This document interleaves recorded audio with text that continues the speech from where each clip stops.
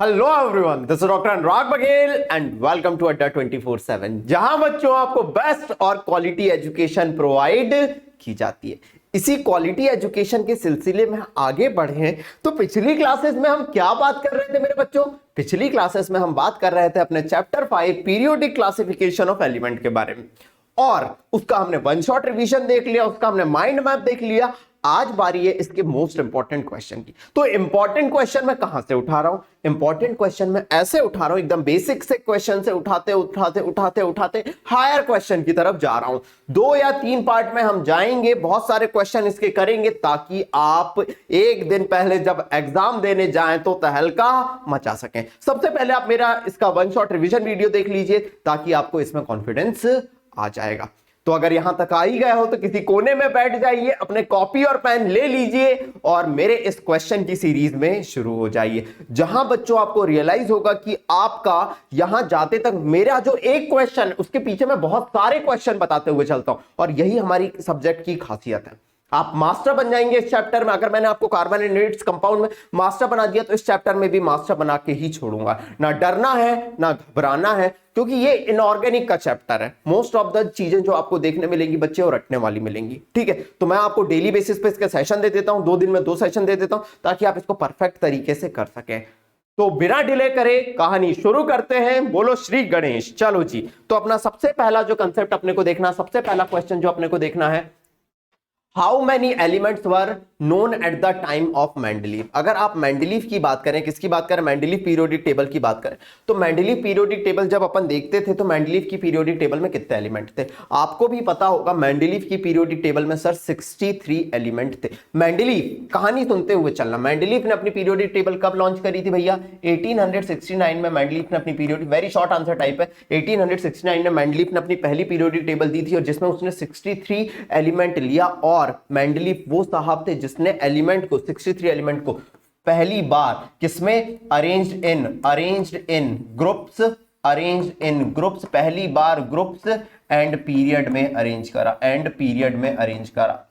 किसमें अरेंज करा? Group and period में अरेंज करा। यही मेंडलीव की पीरियोडिक टेबल की खासियत थी। 1869 में इन्होंने अपनी पीरियोडिक टेबल दी थी, और पीरियोडिक टेबल में एलिमेंट को on the basis of atomic mass जमाया था। तो how many elements were known at the time of Mendeleev? तो याद होना चाहिए 63 elements were known at the time of Mendeleev, जिसे उन्होंने अरेंज करा ग्रुप एंड पीरियड में। ग्रुप क्या होते हैं आपको पता होना चाहिए। जो भी वर्टिकल लाइन दिखती है पीरियोडिक टेबल में वो ग्रुप्स होते हैं, और जो हॉरिजॉन्टल लाइन दिखती है वो पीरियड होता है। अगला क्वेश्चन जो मेरा आने वाला है वो ये आने वाला है, how many groups are present.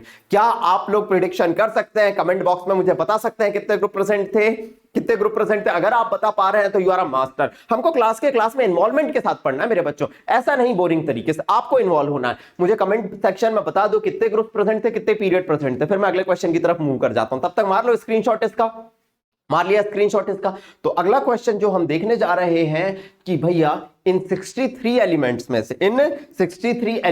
से कितने ग्रुप्स प्रेजेंट थे। तो क्वेश्चन है अगला आपका, हाउ, क्वेश्चन एकदम लीनिएज के हिसाब से डिसाइड करें, how many groups are there in Mendeleev periodic table. Level बढ़ता जाएगा एक एक क्वेश्चन से। अब आपने देख लिया मेंडलीव पीरियोडिक टेबल में उस टाइम तक 1869 तक 63 एलिमेंट पता थे, 63 एलिमेंट पता थे। उनमें से उसको, उन एलिमेंट को जब उसने क्लासिफाई करा ग्रुप और पीरियड में, तो कितने ग्रुप बनाए, कितने पीरियड बनाए। अब आपको बताना how many groups are there in Mendeleev periodic table. तो याद रखना 63 एलिमेंट थे उसकी पीरियोडिक टेबल में, इन 8 ग्रुप्स। कितने ग्रुप्स थे मेरे बच्चे? 8 ग्रुप्स थे। और कितने पीरियड थे? कमेंट सेक्शन में जल्दी जल्दी बताते चलो, कमेंट सेक्शन बताते चलो मुझे। अगर 8 ग्रुप्स थे, 8 ग्रुप जो कि वर्टिकल लाइंस होती हैं, वर्टिकल लाइंस होती है जिन्हें अपन क्या नाम देते थे? वर्टिकल लाइंस, जिन्हें अपन क्या नाम देते थे? ग्रुप्स नाम देते थे। और हॉरिजॉन्टल लाइन पीरियड नाम देते थे। कितने पीरियड थे? 7 पीरियड थे। क्या आप लोग कमेंट बॉक्स में एक्टिवली पार्टिसिपेट कर रहे हैं? कमेंट से भर दिया करो झड़ी, इतने कमेंट मारो, इतने कमेंट मारो। चैटिंग तो बहुत तेजी से कर लेते हो ना, इतने कमेंट मारो, इतने कमेंट मारो, कहानी में मजा आ जाए।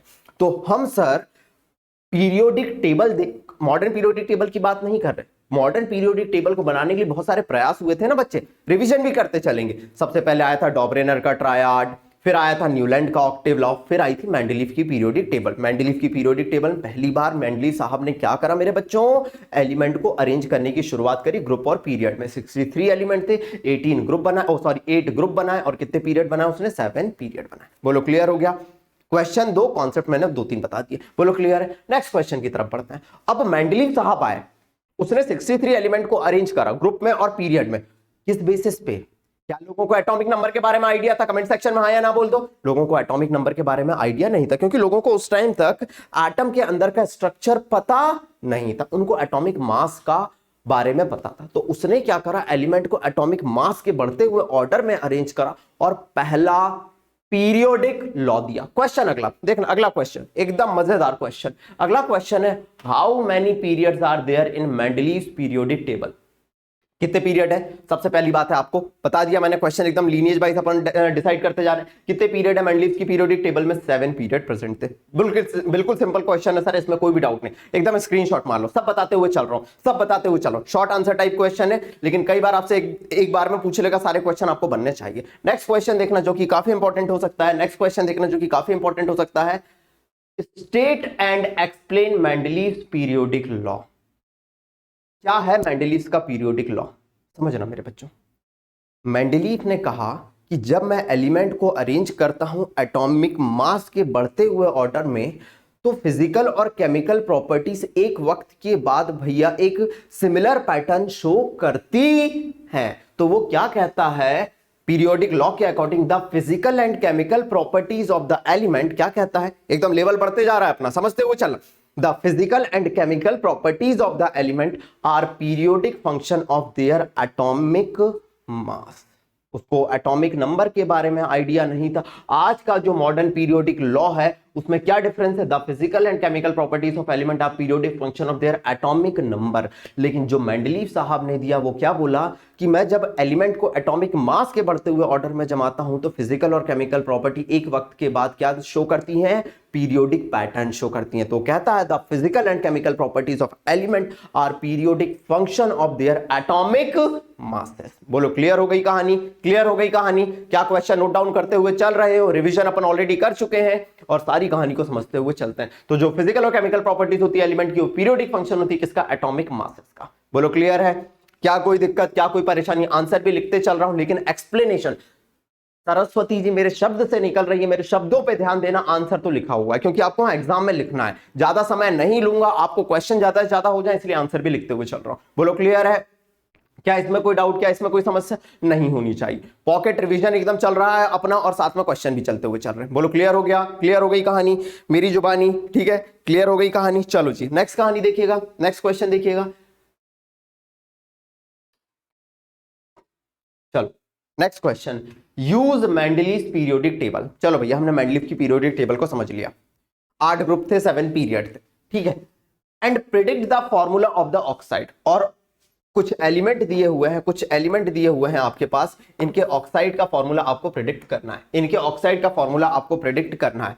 पोटेशियम, कैल्शियम और कार्बन, एल्यूमिनियम, सिलिकॉन और बेरियम। आप समझना भाई, पोटेशियम जो कि ग्रुप 1 का मेंबर होता है, इसकी वैलेंसी होती है +1। कितनी होती है? +1, ठीक है। कार्बन, कार्बन की वैलेंसी होती है +4 अगर अपन ने मानी। एल्यूमिनियम ग्रुप +3 वैलेंसी होती है। सिलिकॉन +4 वैलेंसी होती है। बेरियम +2 वैलेंसी होती है, +2 वैलेंसी होती है। और क्या प्रिडिक्ट करना है? इनके ऑक्साइड का फॉर्मूला प्रिडिक्ट करना है। ऑक्साइड जब भी बनता है ऑक्सीजन पे -2 चार्ज होता है। कितना चार्ज होता है? -2 चार्ज होता है। तो अब बड़े सिंपल तरीके से K और O, ऑक्सीजन पे -2 चार्ज, इस पे +1 चार्ज, तो अपना फॉर्मूला क्या हो गया? ये इधर गया और ये इधर आया, तो फॉर्मूला क्या हो गया? K2O, इसके ऑक्साइड का फॉर्मूला। कार्बन, कार्बन पे हमने कहा कि भैया इसके ऑक्साइड में, ठीक है, ये +4 शो करता है, तो कार्बन हो गया +4, ऑक्सीजन हो गया -2। मतलब मैं इसको C2 और इधर क्या कर दिया? O4। इसको सिंपलेस्ट तरीके से लिखा तो CO2, CO2। मेरा फॉर्मूला क्या आएगा? CO2 आएगा। बोलो लॉजिक समझते जा रहे हो? एल्यूमिनियम, एल्यूमिनियम को देखना, एल्यूमिनियम पे +3 चार्ज होता है, ऑक्सीजन पे -2 चार्ज होता है। ये इधर गया, ये इधर आया, तो फॉर्मूला क्या हो गया? Al2O3। फॉर्मूला क्या हो गया? Al2O3। लॉजिक समझना। Silicon, silicon, silicon +4, oxygen -2। बहुत इंपॉर्टेंट क्वेश्चन हो सकता है ये। अब लॉजिक सुनना, इसको इधर करा, इसको इधर करा, ठीक है, तो मेरा क्या होना चाहिए था? Si2O4 होना चाहिए था, लेकिन 2 से डिवाइड कर दिया तो SiO2 मेरा फॉर्मूला हो गया। क्या फॉर्मूला हो गया? SiO2 मेरा फॉर्मूला हो गया।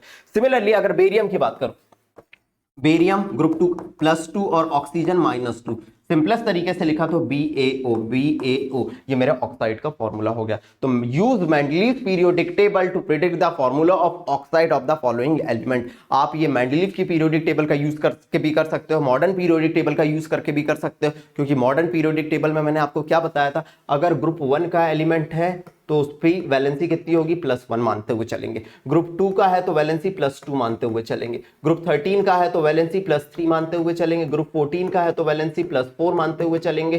15 का है तो +5। देखो बड़ा सिमिलर हो रहा, 1 तो 1, 2 तो 2, 13 तो 3, 14 तो 4, 15 तो 5, 16 तो 6 मानेंगे +6, सॉरी वैलेंस इलेक्ट्रॉन 6 मानते हुए चलेंगे।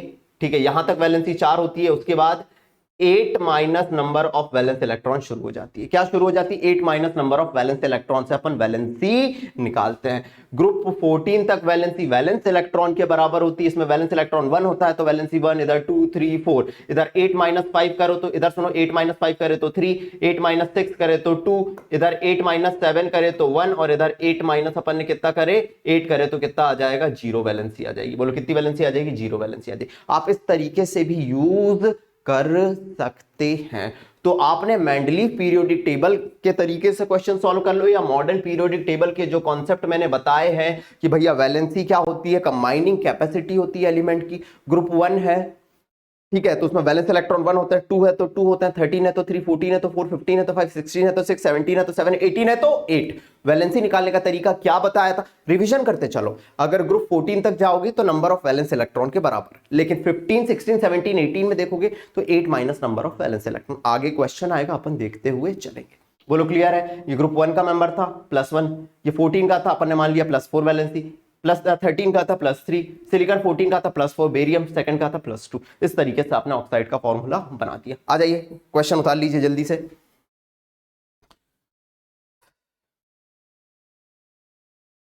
मजा आ रहा है, जिंदगी में मजे लेते हुए चलो, जिंदगी में मजे लेते हुए चलो, तभी मजा है जिंदगी का।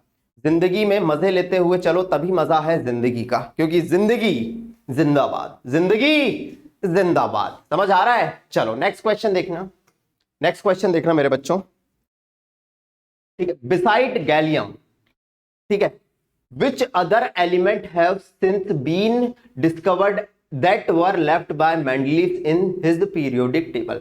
अगर आप किसकी बात करेंगे, गैलियम की बात करेंगे, गैलियम के अलावा और कौन कौन से एलिमेंट थे, ठीक है, since been discovered that were left by Mendeleev in his periodic table, जिसको मेंडलीव की पीरियोडिक टेबल में जगह छोड़ दी गई थी, जो फ्यूचर में डिस्कवर होंगे। तो याद रखना, गैलियम जो कि बोरॉन के नीचे आता था, एक मिनट रुक जाओ कलर चेंज कर लेते हैं, गैलियम जो कि बोरॉन के नीचे आता था, एल्यूमिनियम, ठीक है, एल्यूमिनियम के नीचे कौन आता था, silicon sorry boron, aluminium, gallium, gallium discover नहीं था, कार्बन, सिलिकॉन, जर्मेनियम डिस्कवर नहीं था, और एक और डिस्कवर नहीं था जिसका नाम था स्कैंडियम। तो याद रखना, मेंडलीव की पीरियोडिक टेबल में कुछ जगह छोड़ दी गई थी, किसके लिए, गैलियम के लिए, जिसे क्या नाम दिया गया था, एका एल्यूमिनियम। क्या नाम दिया गया था, एका एल्यूमिनियम नाम दिया गया था, क्योंकि एल्यूमिनियम के बाद आएगा जर्मेनियम भी डिस्कवर नहीं था, उसे क्या नाम दिया गया था, एका सिलिकॉन नाम दिया गया था। क्या नाम दिया गया था, एका सिलिकॉन नाम दिया गया था, और स्कैंडियम भी डिस्कवर नहीं था, इसे एका बोरॉन नाम दिया गया था, एका बोरॉन नाम दिया गया था। जर्मेनियम को क्या नाम दिया गया था, एका सिलिकॉन नाम दिया गया था, कि फ्यूचर में कभी डिस्कवर होगा, सिलिकॉन के बाद आएगा तो एका सिलिकॉन। गैलियम की बात करें, एल्यूमिनियम के बाद आएगा तो एका एल्यूमिनियम, एका एल्यूमिनियम, ये इनको नाम दिए गए थे। तो ये कंसेप्ट है कि भैया मेंडलीव की पीरियोडिक टेबल में गैलियम नहीं था, ठीक है, स्कैंडियम नहीं था, जर्मेनियम नहीं था, ठीक है, उसको एका एल्यूमिनियम नाम दिया, इसको एका बोरॉन नाम दिया, और इसको एका सिलिकॉन नाम दिया गया था। बोलो क्लियर हो गई कहानी, बोलो क्लियर हो गई कहानी, एकदम तहलके के साथ, जोश और जुनून के साथ। अगर मजा है तो आगे बढ़ते हैं।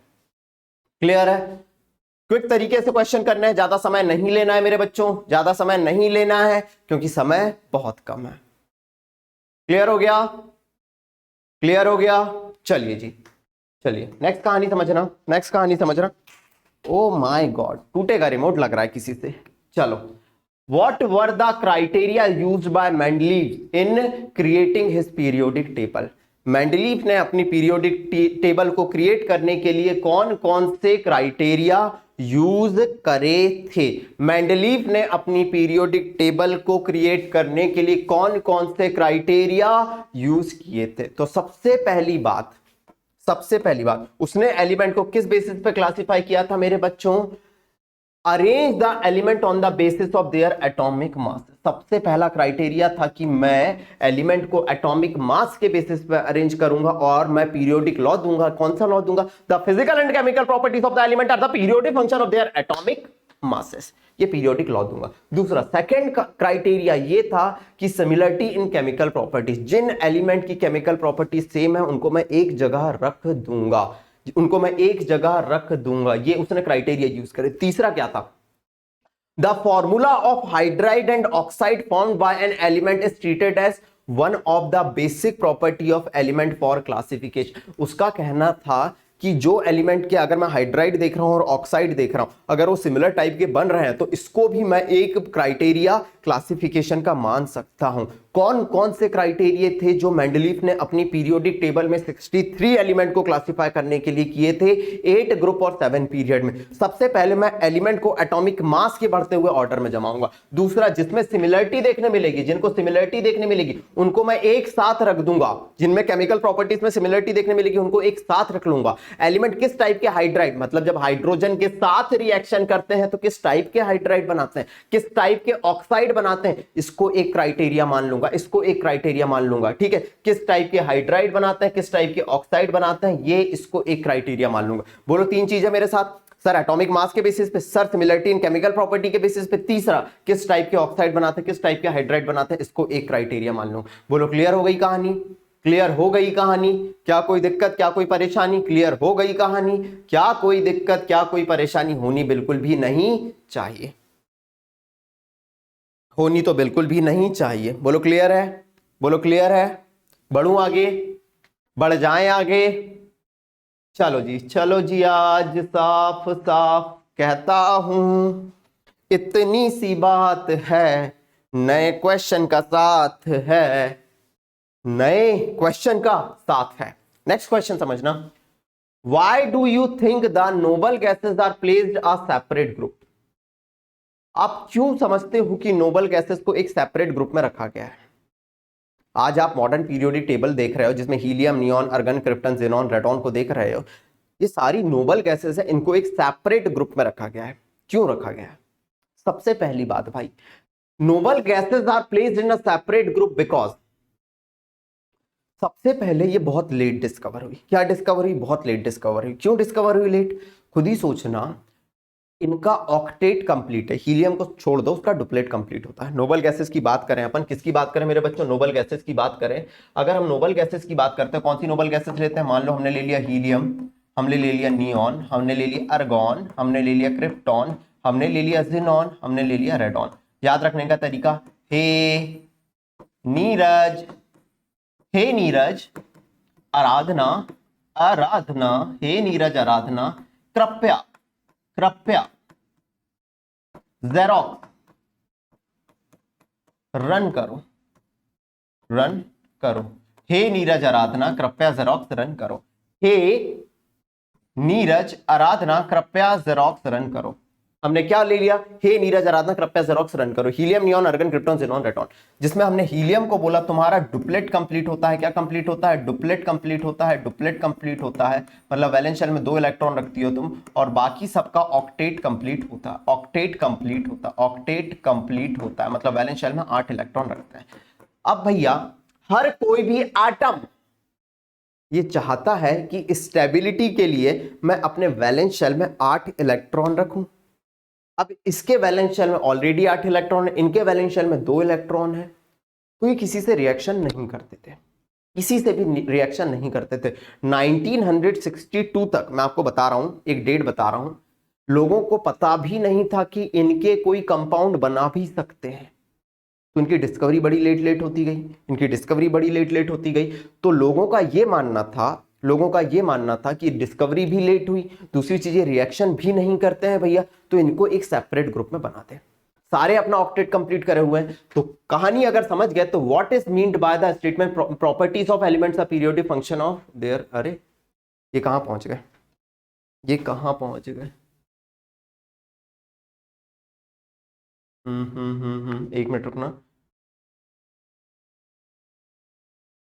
हाँ ये क्वेश्चन था, ये क्वेश्चन था, सॉरी अपन आगे बढ़ गए थे। Why do you think the noble gases are placed in a separate group? Noble gases are placed in a separate group in because these gases were discovered very late as they were inert, क्योंकि ये किसी से reaction नहीं करते, and these gases could be placed in a new group with disturbing the existing, without disturbing होगा, without disturbing होगा, यहां पे लिख देना these gases could be placed in a group without disturbing the existing group, इसलिए इनको नए group में सम्मिलित किया गया।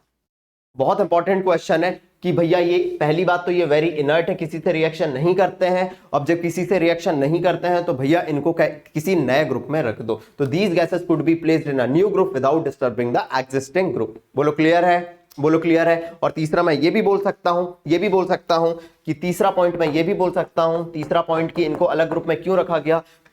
They are placed in separate group, they are placed in separate group because they have completed valence shell। Valence shell एकदम complete पाई जाती है इसमें, complete because they have complete valence shell, complete valence shell. आ जाइए, जल्दी आ जाइए। इसीलिए इनको अपन नए ग्रुप में रख देते हैं, इसीलिए इनको अपन नए ग्रुप में रख देते हैं।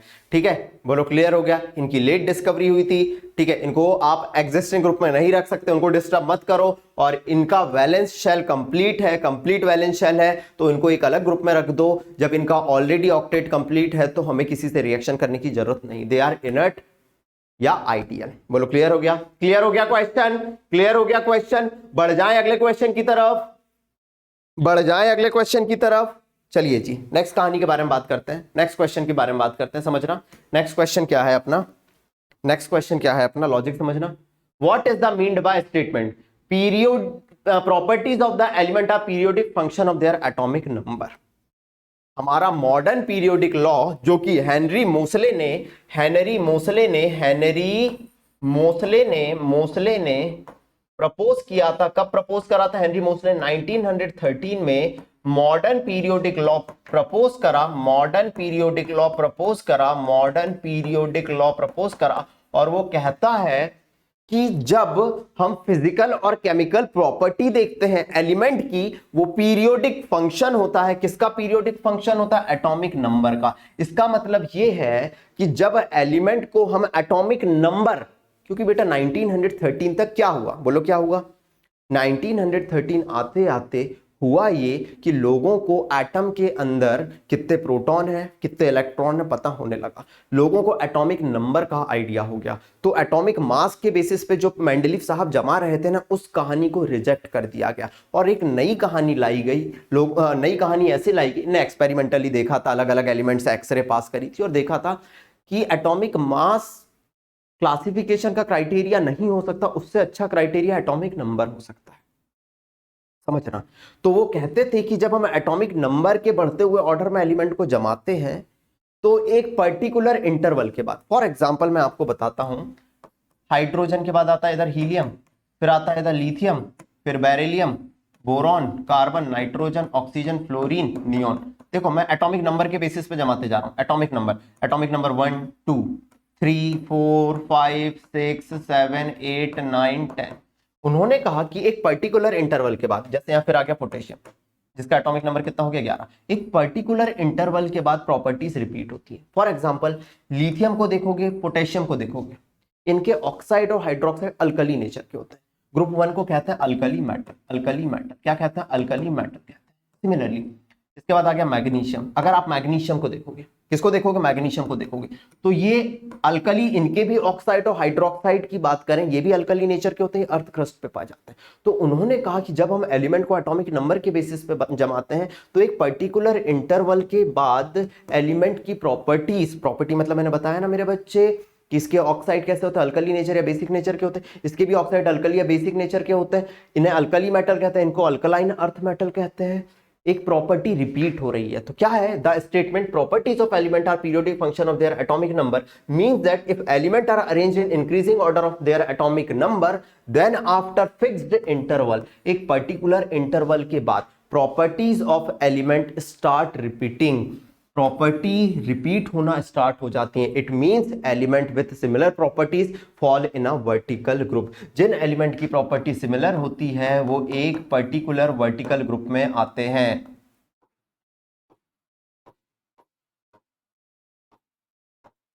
जिन एलिमेंट की प्रॉपर्टीज रिपीट होती है वो एक पर्टिकुलर ग्रुप में आते हैं। आ जाइए, जल्दी आइए। What is the meant by statement properties of element are periodic function of their atomic number? इसका मतलब यह है कि एक पर्टिकुलर इंटरवल के बाद एलिमेंट की प्रॉपर्टीज क्या होती है, रिपीट होती है। बोलो क्लियर है, बोलो क्लियर है, क्या कोई समस्या, क्या कोई परेशानी? होनी बिल्कुल भी नहीं चाहिए, होनी बिल्कुल भी नहीं चाहिए। बढ़ जाएं आगे, बढ़ जाएं आगे। चलिए जी, नेक्स्ट कहानी के बारे में समझना, नेक्स्ट कहानी के बारे में समझना, नेक्स्ट कहानी के बारे में समझना। What is valency? वैलेंसी क्या है? सबसे पहली बात, valency is the combining capacity of the element. बोलो वैलेंसी क्या होती है? डेफिनेशन के बारे में अगर अपन बात करें, valency is the combining capacity of the element, the capacity of element to combine with other element is called valency.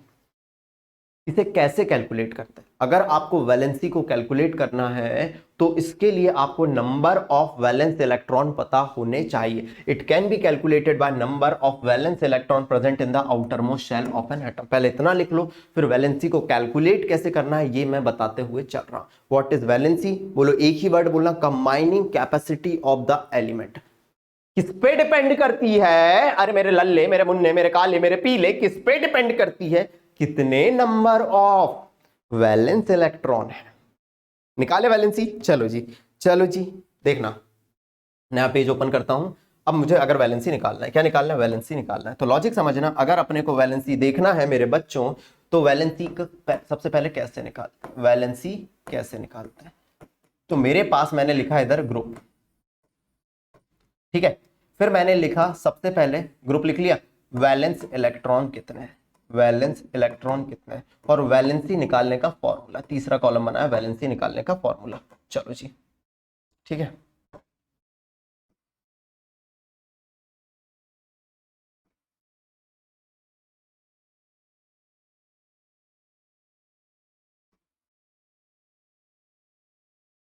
ठीक है, अब लॉजिक सुनना, लॉजिक सुनना, ठीक है। अगर ग्रुप 1 है मेरा, जिसे अल्कली मेटल कहते हैं, तो वैलेंस इलेक्ट्रॉन 1 पाए जाते हैं, और वैलेंसी अभी बताते जा रहे हैं, ग्रुप 2 है मेरा, तो वैलेंस इलेक्ट्रॉन 2 पाए जाते हैं। Group 13 valence electron 3, group 14 valence electron 4। Sir group 3 से लेकर 12 की क्यों नहीं बात करी? बीच में डी ब्लॉक एलिमेंट पाए जाते हैं जिसमें वेरिएबल इलेक्ट्रॉन पाए जाते हैं, इसलिए उनकी बात नहीं कर रहे हैं। वो वेरिएबल वैलेंसी शो करते हैं, उनकी बात नहीं कर रहे हैं। ग्रुप 15 याद करना, सब बताया, वैलेंस इलेक्ट्रॉन 5। ग्रुप 16 6, 17 7, 18 ये वैलेंस इलेक्ट्रॉन अपन ने निकाल लिए। अब अगर आपको वैलेंसी निकालना है तो वैलेंसी के लिए मेरे बच्चों, मेरे लल्ले, मेरे मुन्नों, अगर ग्रुप 1 से पकड़ो, ग्रुप 14 तक जाओ, तो वैलेंसी किसके बराबर होती है? नंबर ऑफ वैलेंस इलेक्ट्रॉन के बराबर होती है।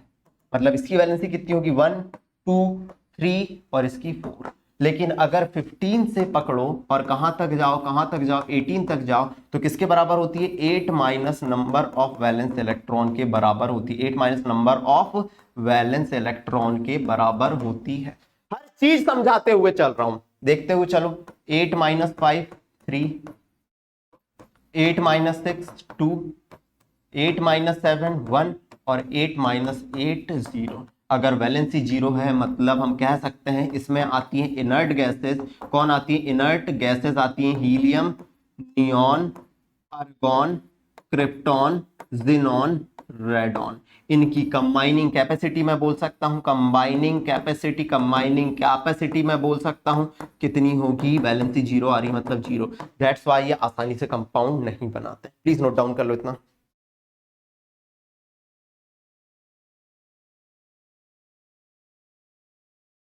हमेशा याद रखना वैलेंसी कैसे निकाला जाता है।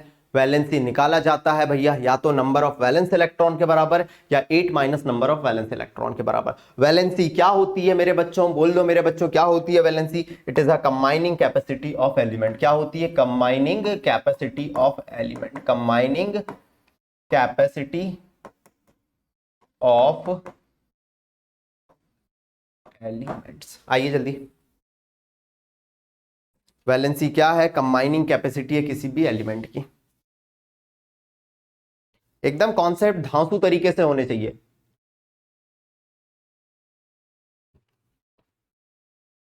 बोलो क्लियर है? चलो जी, back to pavilion. Back to pavilion, अपने कॉन्सेप्ट पे आते हैं, कंसेप्ट पे आते हैं। चलो जी, what is valency? Concept clear है, वैलेंसी का कंसेप्ट क्लियर है।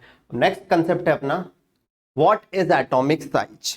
कोई आपसे पूछे एटॉमिक साइज क्या है, या कोई आपसे दूसरा टर्म पूछे what is atomic radii, atomic radius क्या है, तो समझ रहे हो। एटॉमिक साइज के बारे में पूछ ले, एटॉमिक रेडियस के बारे में पूछ ले। याद रखना ये पहला इंपॉर्टेंट क्वेश्चन का सीरीज है, इसके बाद और सीरीज आएगी। बेसिक से मैं शुरू करता हूं, टॉप तक जाता हूं। एटॉमिक रेडियस क्या है? मेरे एटम को देखना, जुम जुम जुम जुम जुम, एटम में न्यूक्लियस, ठीक है। ये शेल, मान लो ये वैलेंस शेल है, मेरी मस्त शेल बनी है। ये वैलेंस शेल का इलेक्ट्रॉन, ये वैलेंस शेल का इलेक्ट्रॉन। अब एवरेज डिस्टेंस, और ये मेरा एटम होना चाहिए आइसोलेटेड एटम।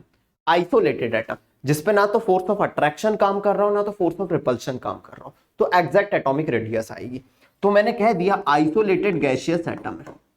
इसमें न्यूक्लियस से वैलेंस इलेक्ट्रॉन तक की दूरी, न्यूक्लियस से वैलेंस इलेक्ट्रॉन तक की दूरी, न्यूक्लियस से वैलेंस इलेक्ट्रॉन तक की दूरी या वैलेंस शेल तक की दूरी क्या कहलाती है? वैलेंस शेल के इलेक्ट्रॉन तक की दूरी कहलाती है एटॉमिक रेडाई या एटॉमिक साइज। एटॉमिक रेडाई या एटॉमिक साइज। तो द एटॉमिक साइज में be visualized as the distance between centre of the nucleus and the outer most shell of the isolated atom. और मेरे बच्चों व्हाट इज एटॉमिक साइज, इसके साथ साथ मैं ट्रेंड भी बताते हुए चल रहा हूं। ट्रेंड अगर अपन किस में बात करें, ग्रुप में बात करें, ग्रुप में बात करें, ग्रुप में बात करें, तो क्या होता है? As we go down the group, बोलो मेरे साथ, जब हम ग्रुप में नीचे जाते हैं, as we go down the group, radius क्या होती है? बढ़ती जाती है। क्यों? क्योंकि ग्रुप में नीचे जाते जाओगे, ग्रुप में नीचे जाते जाओगे, नंबर ऑफ शेल क्या होते जाएंगे? बढ़ते जाएंगे। नंबर ऑफ शेल बढ़ते जाएंगे तो वैलेंस इलेक्ट्रॉन दूर दूर दूर दूर दूर दूर दूर दूर दूर दूर दूर, ये दूरी सही जाए ना, वैसे होते जाएंगे। जब आप ग्रुप में नीचे जाते जाओगे तो नीचे जैसे जैसे जाते हैं आपके ऑर्बिट या शेल बढ़ते जाते हैं, और शेल बढ़ते जाते मतलब वैलेंस इलेक्ट्रॉन की न्यूक्लियस से दूरी बढ़ती जाएगी, और हम कह सकते हैं एटॉमिक रेडाई बढ़ती जाएगी। बोलो क्लियर है? बोलो क्लियर है? सेम बात करें पीरियड की। किसकी बात करूं मैं? अगर पीरियड की बात करूं, किसकी बात करूं? पीरियड की बात करूं। किसी पीरियड में मैं लेफ्ट से राइट जा रहा हूं, तो लेफ्ट से राइट जाता हूं, शेल सेम रहती है, शेल सेम होती है, shell remain same, shell same होती है, लेकिन इलेक्ट्रॉन उसी में ऐड होते हैं, and electron are getting added, and electron getting added, electron उसी में ऐड होते जाते हैं, एंड न्यूक्लियस का अट्रैक्शन बढ़ता जाता है, जिसे अपन इफेक्टिव न्यूक्लियर चार्ज कहते हैं, and effective nuclear charge increases. Effective nuclear charge क्या होता जाता है मेरे बच्चों? इंक्रीज होता जाता है। As a result, as a result radius क्या होती जाती है? डिक्रीज होती जाती है। मतलब इफेक्टिव न्यूक्लियर चार्ज बढ़ रहा है तो बोलेगा न्यूक्लियस आजा आजा वैलेंस शेल के इलेक्ट्रॉन का अपनी तरफ, और रेडियस घटती जाती है। This is the concept. Her question है उसके पीछे का कंसेप्ट समझाते चल रहा हूं, आपको मास्टर बनाते चल रहा हूं। बोलो क्लियर है? ये पहला मोस्ट इंपॉर्टेंट क्वेश्चन का सेशन है। अभी पीवाईक्यू भी आएंगे, आपके बार बार बोल रहा हूं, पीवाईक्यू भी आएंगे और सारी कहानी आएगी। तो what is atomic size? Atomic size में be visualize as the distance between the centre of the nucleus and the outer most shell of the isolated atom. बोलो क्लियर है? प्लीज नोट डाउन करें इसे, प्लीज नोट डाउन करें इसे।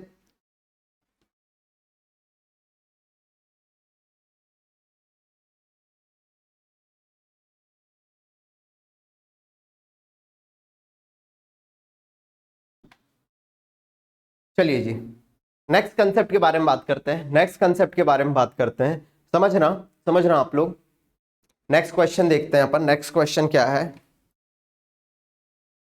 What is the, ये NCERT का question है, which of the following statement is not a correct statement.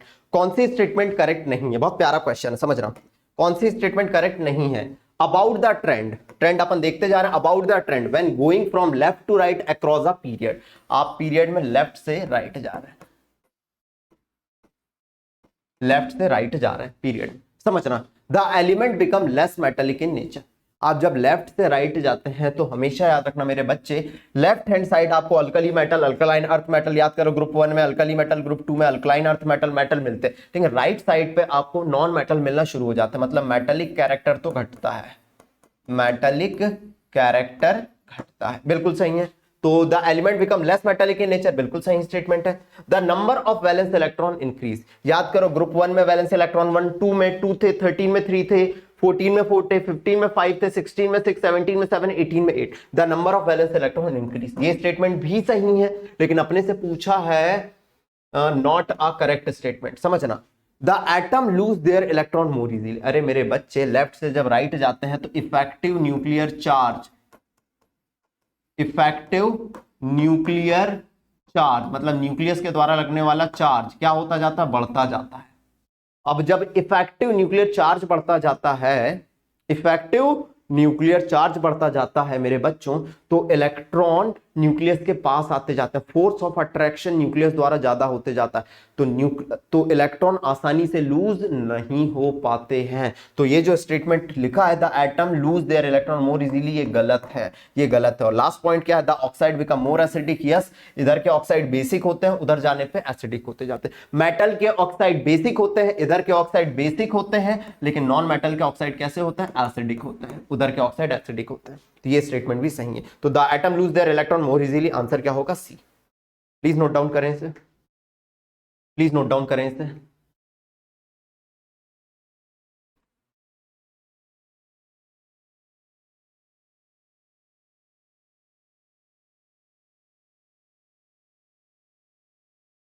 Clear है, क्लियर है। चलिए नेक्स्ट कंसेप्ट की तरफ बात करते हैं, नेक्स्ट क्वेश्चन की बात करते हैं। एलिमेंट एक्स, कोई एलिमेंट है एक्स, क्या बना रहा है, फॉर्म अ क्लोराइड, जो क्या बना रहा है मेरे बच्चों, क्लोराइड बना रहा है, ठीक है। ब्लैक पेन सही दिखता है, ब्लैक पेन का यूज करते हैं। कोई एलिमेंट एक्स है, मान लिया अपन ने, वो क्लोराइड बना रहा है with the formula XCl2, chloride का फॉर्मूला है XCl2, मतलब मैं कह सकता हूं क्लोराइड पे तो वैलेंसी कितनी होती है, -1, और इस पे +2 होगी पक्का, तभी ये इधर आया होगा, ये इधर आया होगा, ठीक है। तो the element x form a chloride with XCl2 which is a solid, ठीक है, with a high x, with a x would most like to be in the same group of the periodic table।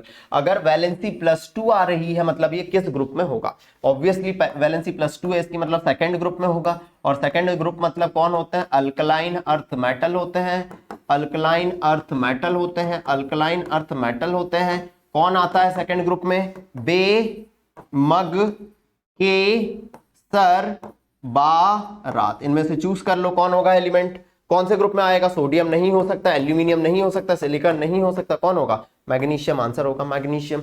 अगर +2 valency show कर रहा है, +2 valency show कर रहा है, अगर इधर 2 लिखा हुआ है मतलब वैलेंसी +2 रही होगी, और इधर 1 है मतलब वैलेंसी -1 रही होगी, मतलब +2 वैलेंसी ग्रुप 2 के एलिमेंट शो करते हैं, beryllium, magnesium, calcium, strontium, barium और रेडियम, आंसर हो गया मैग्नीशियम। सारी वैरायटी कवर करेंगे, एग्जामिनर क्या क्वेश्चन पूछेगा हमें सब आना चाहिए, हमें सब आना चाहिए, क्लियर है। एग्जामिनर कौन सा क्वेश्चन पूछेगा हमें सब आना चाहिए मेरे बच्चों, बोलो डन डना डन डन, डन डना डन डन। चलिए जी नेक्स्ट क्वेश्चन देखना, नेक्स्ट क्वेश्चन देखना। विच एलिमेंट हैज, आपके पास क्वेश्चन है, समझते हुए चलना। Which element has 2 shells, 2 shell हैं, बोथ ऑफ विच, एक क्वेश्चन में कॉन्सेप्ट आने के, इसलिए मैंने कहा ना लेवल बढ़ता जाएगा। Both of which are completely filled with electron, और दोनों की दोनों शेल कंप्लीटली फिल्ड है इलेक्ट्रॉन से। तो समझना भाई, पहली शेल में होते हैं, ये न्यूक्लियस हो गया, पहली शेल में होते हैं 2 इलेक्ट्रॉन, 2 शेल है, दोनों की दोनों शेल कंप्लीटली फिल्ड है, 2 इलेक्ट्रॉन। और दूसरी शेल में 8 इलेक्ट्रॉन आते हैं, 1 2 3 4 5 6 7 8 इलेक्ट्रॉन भी कंप्लीटली फिल्ड। और 10 इलेक्ट्रॉन वाली स्पीसीज कौन सी होती है? याद करो, hydrogen, helium, lithium, beryllium, boron, carbon, nitrogen, oxygen, fluorine, neon. मतलब ये एलिमेंट कौन सा होगा? नियॉन होगा। बोलो कौन सा होगा? नियॉन होगा। बोलो क्लियर है? मतलब 2 shells both of which are completely filled with electron, answer क्या होगा? नियॉन। ठीक है। The electronic configuration 2 8 2। अगर इलेक्ट्रॉनिक कॉन्फ़िगरेशन पहली शेल में 2 फिर 8 और फिर 2 है, मतलब टोटल कितने इलेक्ट्रॉन आ रहे हैं? 12 इलेक्ट्रॉन आ रहे हैं। मतलब एटॉमिक नंबर कितना होगा? 12 होगा। Hydrogen, helium, lithium, beryllium, boron, carbon, nitrogen, oxygen, fluorine, neon, sodium, magnesium. Answer क्या होगा इसका? मैग्नीशियम। मैग्नीशियम में कितने इलेक्ट्रॉन आते हैं? 12 आते हैं। बोलो क्लियर है? Next question, a total of 3 shells, 3 shell हैं with 4 electron in its valence shell. मतलब हमने पहली शेल में, देखो इस क्वेश्चन को देखना, ये न्यूक्लियस हुआ, पहली शेल में 2 इलेक्ट्रॉन, दूसरी शेल में 1 2 3 4 5 6 7 8, एक गिन लो, 3 9 10 11 12 13, 13 करूं डिंग डिंग डिंग, ये हो गए 8 2 10। और वैलेंस शेल में 1 2 3 4, मतलब 2 8 2 10 4 14, 14 इलेक्ट्रॉन किस में पाए जाते हैं? Hydrogen, helium, lithium, beryllium, boron, carbon, nitrogen, oxygen, fluorine, neon, sodium, magnesium, aluminium, silicon. मतलब आंसर थर्ड वाले का क्या होगा? सिलिकॉन होगा। तो क्या लिखा है? आ टोटल 3 शेल, 3 शेल है with 4 electron in its valence shell. 4 electron valence shell में, मतलब पहले में 2 फिर 8 2 10 4 14, मतलब सिलिकॉन आंसर होगा। अगला समझना, a total of 2 shell, 2 shell है with 3 electron in its valence shell, 3 electron valence shell में। मतलब पहली शेल में 2 इलेक्ट्रॉन, दूसरी में 8 इलेक्ट्रॉन, तीसरी में 3 इलेक्ट्रॉन। मतलब खुद ही बता दो, 8 2 10 3 13, 13 इलेक्ट्रॉन वाला एलिमेंट कौन होता है? Hydrogen, helium, lithium, beryllium, boron, carbon, nitrogen, oxygen, fluorine, neon, sodium, magnesium, aluminium. Answer होगा एल्यूमिनियम। बेटा सारे कंसेप्ट मैं आप लोगों को बताते हुए चल रहा हूं। टोटल ऑफ 2 शेल, अरे 2 शेल है, टोटल 2 शेल है, सॉरी मैं 3 समझ गया।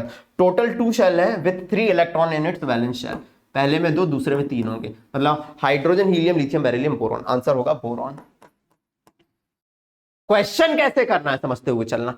Twice as many as electron in its second shell as in its first shell. क्या लिखा है? Twice as many as electron in its second shell. मतलब पहली शेल में 2 इलेक्ट्रॉन है, पहली शेल में 2 इलेक्ट्रॉन है, इसके डबल है 1 2 3 4। तो कौन सा एलिमेंट होगा? कार्बन। कार्बन के वैलेंस शेल में टोटल कार्बन के वैलेंस शेल में 4 इलेक्ट्रॉन होते हैं, तो आंसर हो जाएगा कार्बन। तो क्या लिखा है? Twice as many as electron in its second shell as in its first shell. Answer आप देख सकते हैं, नीचे आंसर भी लिखे हैं, लेकिन मैंने आपको पूरा एक्सप्लेनेशन दे दिया। बहुत प्यारे क्वेश्चन उठते हैं मेरे बच्चों, ऐसे क्वेश्चन जब भी आए डरना नहीं है। मैंने वैरायटी आपको बता दी, पहली शेल 2 इलेक्ट्रॉन रखती है, दूसरी 8 रखती है, तीसरी 8 रखती है, फिर 18 फिर 18 फिर 32 फिर 32। इस तरीके से आप क्वेश्चन सॉल्व कर सकते हैं। और 20 एटॉमिक नंबर तक hydrogen, helium, lithium, beryllium, boron, carbon, nitrogen, oxygen, fluorine, neon, sodium, magnesium, aluminium, silicon, phosphorus, sulphur, chlorine, argon, potassium, calcium आपको एज इट इज टिप पे याद होने चाहिए। एज इट इज टिप पे याद होने चाहिए। उतार लीजिए इतना, उतार लीजिए इतना, उतार लीजिए इतना। क्लियर है? क्लियर है? ले लिया स्क्रीनशॉट? आई होप मैंने आज के मोस्ट इंपॉर्टेंट क्वेश्चन में इतने ही क्वेश्चन रखे थे। नहीं, एक और क्वेश्चन है, समझना। व्हाट प्रॉपर्टी, नेक्स्ट क्वेश्चन है, what property do all elements in the same column, same column मतलब सेम पीरियड, ये सेम कॉलम है, ठीक है। तो what property do all elements in same column of the periodic table as boron. Boron के बाद कौन कौन आते हैं भैया? देखते चलना। बोरॉन, बाल, गणेश का इंडिया में तिलक, बाल गणेश का इंडिया में तिलक, ग्रुप 13 में आते हैं। वैलेंस शेल में 3 इलेक्ट्रॉन होते हैं, 3 इलेक्ट्रॉन, तो सारे के सारों में वैलेंस शेल में 3 इलेक्ट्रॉन पाए जाते हैं। ये प्रॉपर्टी सब में कॉमन होती है। तो they all have valency of 3 या वैलेंस इलेक्ट्रॉन 3 पाए जाते हैं। बोलो क्लियर हो गया? बोलो क्लियर हो गया? अब लिखा है what property do all element in the same column of the periodic table as fluorine, as fluorine. अगर आप फ्लोरीन की बात करोगे, हेलोजन ग्रुप 17 में आते हैं, हेलोजन ग्रुप 17 में आते हैं। तो fluorine, chlorine, bromine, iodine, astatine, ये एलिमेंट होते हैं। इनकी वैलेंसी कैसे निकालेंगे? वैलेंसी 8 - 7, मैंने बताया था आप लोगों को 8 minus number of valence electron कितना हो गया, वैलेंसी 1 हो गई। तो सब में वैलेंसी कितनी पाई जाती है, सब में वैलेंसी 1 पाई जाती है, सब में कॉमन है। तो they all have valency of 1 because of they all have 7 valence electron. आ जाइए, किसी भी वैरायटी का क्वेश्चन पूछे तुमसे बनना चाहिए, और हम ना डरेंगे ना घबराएंगे, बस कॉन्सेप्ट पढ़ते चले जाएंगे। आइए जी, आइए जी। ग्रुप 14 तक valency number of valence electron के बराबर होती है, और 15, 16, 17, 18 में 8 minus number of valence electron के बराबर होती है।